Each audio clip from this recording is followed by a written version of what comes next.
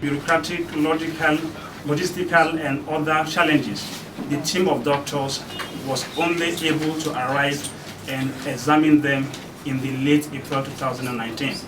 In order to appraise the situation, the physicians requested that a number of medical investigations be conducted, in spite of the fact that most of the facilities capable of carrying out these medical interventions were present in and within the Kaduna area.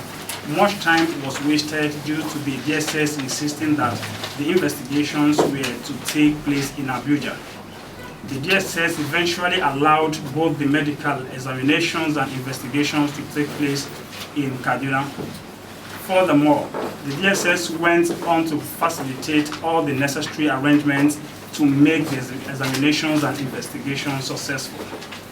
The investigations were all carried out between 24th and 27th of April 2019. All results were subsequently handed over to the doctors. Having received the investigation results, the medical team went on to produce a preliminary in-depth report, which was immediately handed over to the relevant authorities. Based on all of the above, the team of doctors produced a comprehensive final report that addressed all the relevant medical issues revealed by the investigation results. Based on the report, an application was drafted and filed with the Kaduna State High Court on 17th day of June 2019. The results of the investigation pointed to a significant number of serious medical concerns.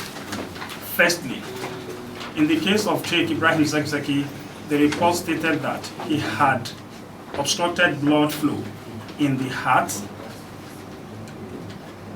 which poses a serious risk of heart attack. He has severe cervical spondylitis causing nerve root compression. In his right eye, the diagnosis was severe visual impairment, progressive open-angle glaucoma, and progressive macular atrophy, and other issues that can inevitably lead to permanent blindness. We wish to reiterate our demand that Sheikh Ibraheem Zakzaky and Malama Zeenah Ibrahim should be urgently allowed to travel abroad for standard medical treatment. This is part of their right to life provided by the law.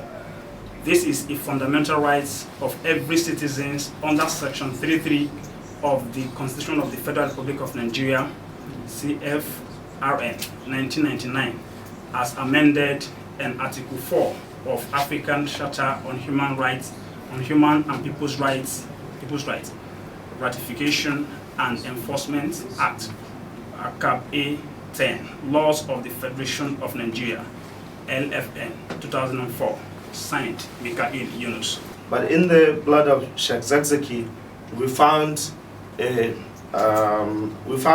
blood level, a mean blood level of over 200 micrograms per deciliter. This is 20 times more than the allowed level that he's supposed to have. And when it comes to the procedures of removing lead, which is the treatment is called chelation therapy, once someone is having 45 micrograms per deciliter as a child, and when an adult is having 80 micrograms per deciliter, it becomes an emergency that lead must be removed. Otherwise, lead will go and cause so many problems. Like I told you earlier, lead doesn't have any usefulness in the body, and when it enters the body, it doesn't just stay there. It will go and create so many problems. First of all, it will interfere with the nervous system. It causes cognitive problems, particularly in children. But even in adults, research have already indicated, depending on the number of lead concentration in the blood, that is how much difficulties you have. Some of the problems, like based on the question, some of the problems we expect from lead, there is problem with the synthesizing red blood cells. And we also problems as you go forward, we have so many other problems that may even touch the IQ, though the literature says for the IQ is more on children, but even in adults it does have.